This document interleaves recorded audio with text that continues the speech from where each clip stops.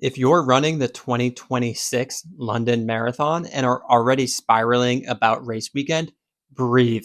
I've got you. Here's part one of my tips to get you through marathon race weekend so you can chill and remain focused on your training. First off, congratulations on being selected to run the London Marathon. This year, there were 1.1 million ballot entries for the general lottery. So the odds were not in your favor. And before I dive into actual tips about the race itself, I do want to share a really important fact about the London Marathon, which is the fact that it is the world's largest single day fundraising event. And last year alone, they raised over 87.3 million pounds. As such, the race also then is the world's largest costume party. So, a tip for beginners here is if you are not planning to truly race this marathon, I would highly suggest you actually dress up in some form of a costume. You will not be the only one because last year they actually set a Guinness Book of World Records record for the most amount of people dressed in costume during an event. Now, for starters, they do call their expo the Marathon Running Show, and it occurs at Excel London.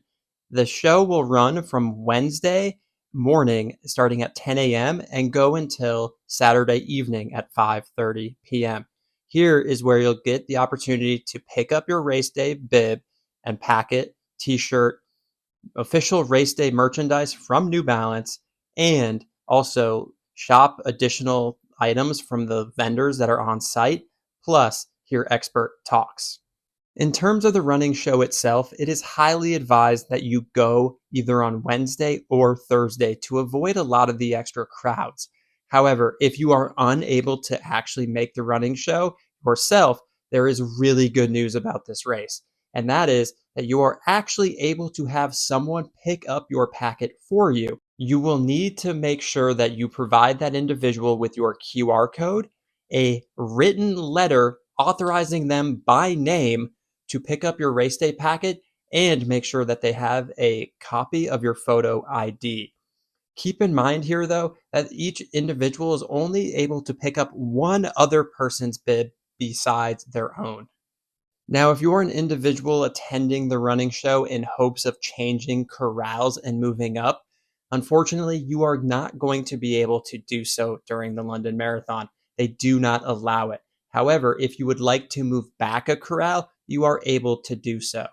London is one of the most accessible cities in the world, in my opinion, and getting out to Excel London is very, very easy via the Elizabeth line or the DLR railway. With a stop at Custom House, it will be about a 10-minute walk to get to Excel London. And while we're on the theme of transportation, there's wonderful news for runners. They travel for free out to Greenwich Park and the start on race day via the DLR, the Southeastern train service, or the Thames River Clippers. Now, for each of these transportation modes, you'll want to get off either at Blackheath, Maze Hill, or Greenwich, but it depends on your assembly area, which I will cover more on in part two.